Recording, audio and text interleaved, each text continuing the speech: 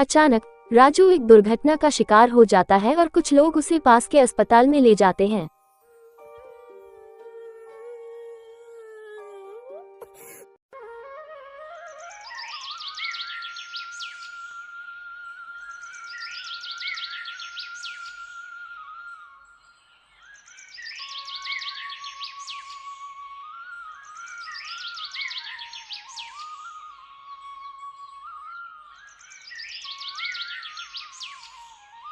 ये कहानी चंदनपुर नामक गांव में रहने वाले एक किसान की है।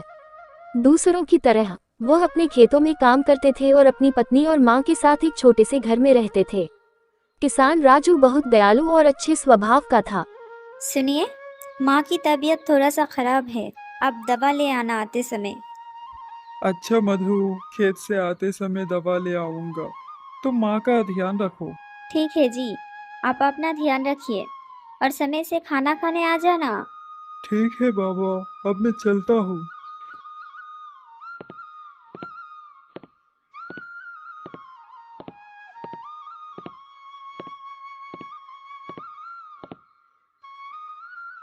अगर इस पर भी मौसम अच्छा हुआ तो फसल ज्यादा होगा और उसे खाने का ढाबा खोलूंगा।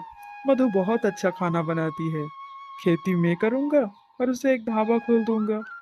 कमाई भी होगी और उसके हाथों के बनाए स्वादिष्ट खाना सबको खाने को मिलेगा।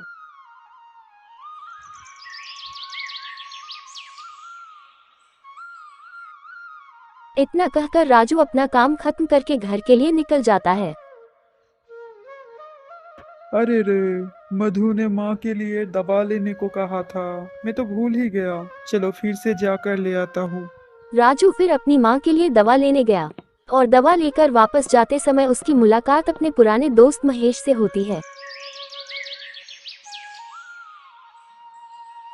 अरे महेश, कैसे हो भाई? तुम तो बहुत दिनों के बाद मिले हो। सब ठीक है ना? क्या बताऊँ राजू, दिन बहुत ही खराब बीत रहा है। क्यों? ऐसा क्यों? क्या हुआ? क्या बताऊँ, मेरा फसल अच्छा नहीं हुआ पिछली बार, और जहाँ मैं काम करता था वहाँ से भी मुझे निकाल दिया। अब घर के हालात बहुत ही बुरा है। क्या करूँ? इतना कहकर महेश रोने लगा। तभी राजू ने महेश से कहा, अच्छा अच्छा, ये बात। तुम दुखी मत हो।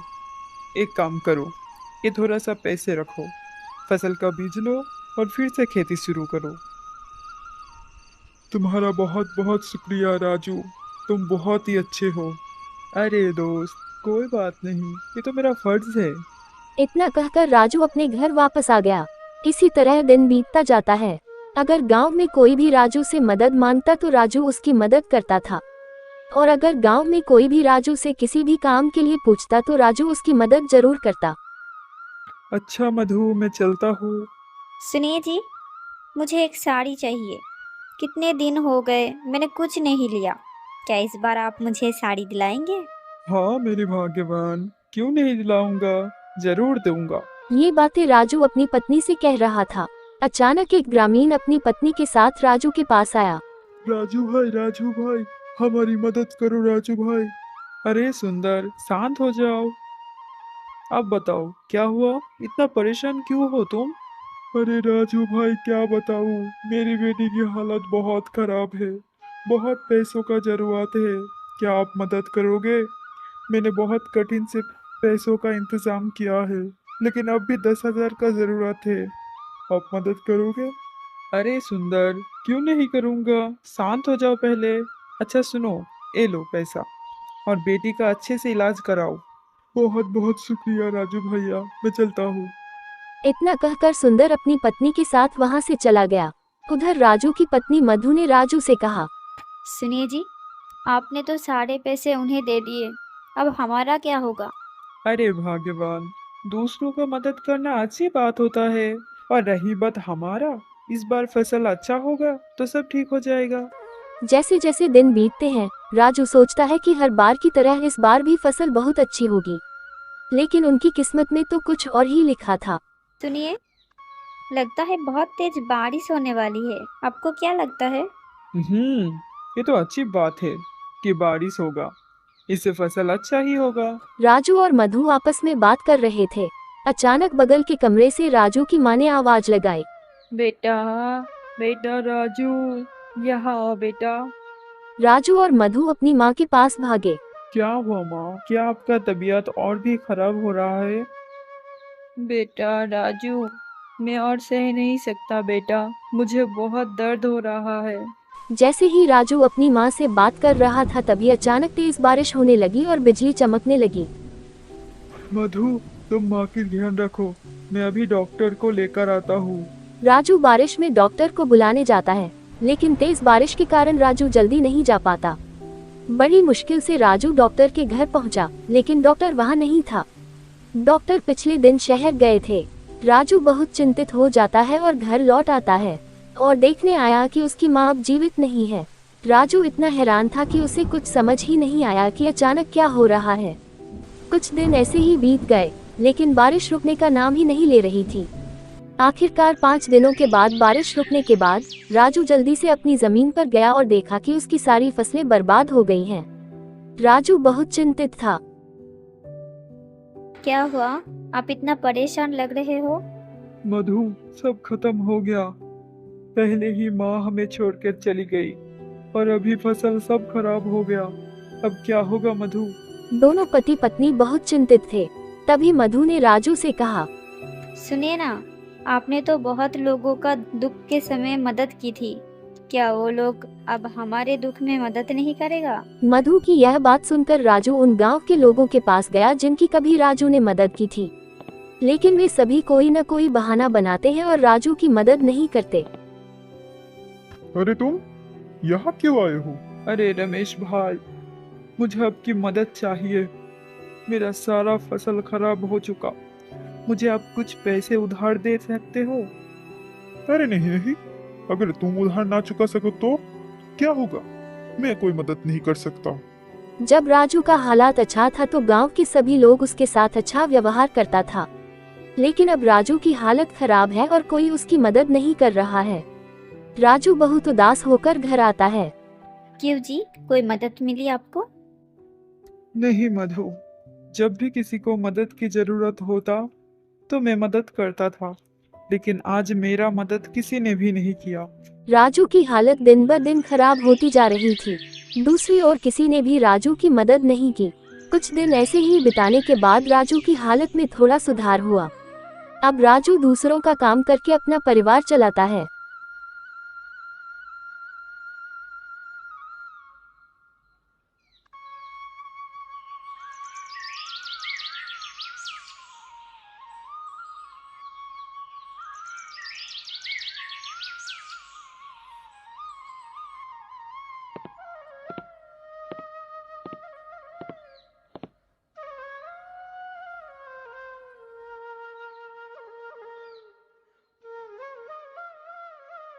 इतना दुखी क्यों हो मधु? क्या हुआ? जब हमारे अच्छे दिन चल रहे थे तो सब लोग कितना अच्छा व्यवहार करते थे, लेकिन आज कोई पूछता भी नहीं। मधु राजू से इतना कहकर रोने लगी तो राजू ने मधु से कहा, मधु, तुम तो बहुत अच्छा खाना बनाती हो। क्या तुम खाना बना के बेच सकती हो? हाँ, बना सकती हूँ, लेकिन गांव में ये चलेगा क्या? अरे भाग्यवान, क्यों नहीं चलेगा? तुम शुरू तो करो। ये कहकर राजू दूसरों के यहाँ काम करके जो पैसे कमाए थे उन्हें लेकर खाना बनाने का सामान लाने के लिए बाजार चला गया। सब कुछ अच्छा चल रहा था, लेकिन जब वक्त खराब हो तो और क्या किया जा सकता है। अचानक राजू एक दुर्घटना का शिकार हो जाता है और कुछ लोग उसे पास के अस्पताल में ले जाते हैं।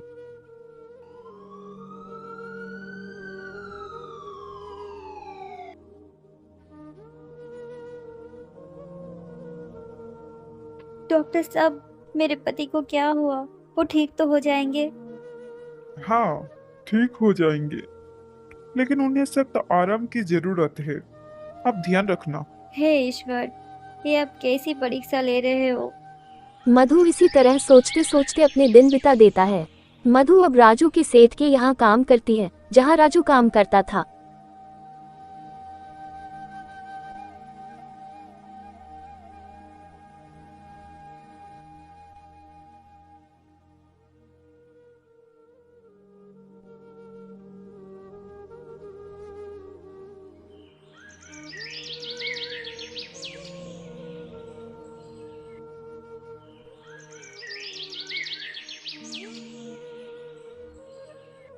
सेठ जी, आप मुझे कोई और काम दे सकते हो?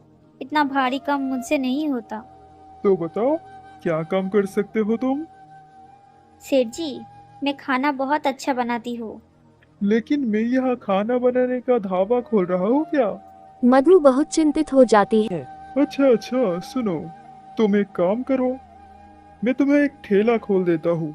यहाँ तुम खाना बनाओ और जो भी बिकाई होगी तुम उसके आधा मुझे दे देना। क्यों, मंजूर है? सेठ की ऐसी बातें सुनकर मधु बहुत खुश हो जाती है और अपना खुद का बिजनेस शुरू किया, जो एक ढाबा खोलने का प्लान था। दिन ब दिन मधु की बनाया खाना लोगों को बहुत पसंद आता है।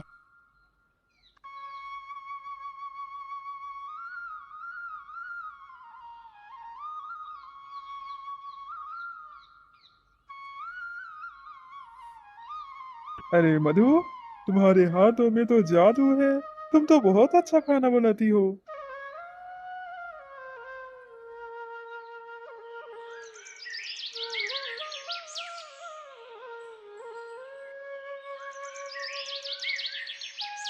जैसे जैसे समय बीतता जा रहा है, गांव से लेकर शहर तक के लोग मधु के खाने की खूब सराहना कर रहे हैं।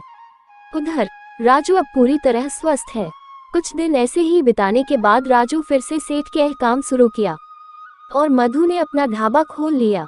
गांव में सभी लोग फिर से राजू और मधु के साथ अच्छा व्यवहार करते हैं। ऐसे ही कई दिन बीत जाते हैं। अब राजू सेठ के लिए काम नहीं करते, वह अपने खेत में काम करता है और मधु एक बड़ा ढाबा खोल लिया और बड़ी मेहनत करती रही। धीरे धीरे राजू की हालत में सुधार होता है और वे हमेशा खुशी से रहने लगते हैं। तो दोस्तों, इस कहानी से हमें ये सीख मिलती है कि खतरे में हमारा कोई साथ नहीं होता। जब तक हमारी स्थिति अच्छी होती है तो सभी हमारा सम्मान करते हैं, लेकिन जब स्थिति खराब हो जाती है तो कोई हमें पहचानता भी नहीं है। एक बात और सीख सकते हैं, चाहे कितने भी खतरे आएं, जब तक हमारे अंदर साहस और खुद पर विश्वास है, हम जीतेंगे ही। याद रखिए, ईश्वर उन्हीं की मदद करता है जो अपनी मदद खुद करते हैं।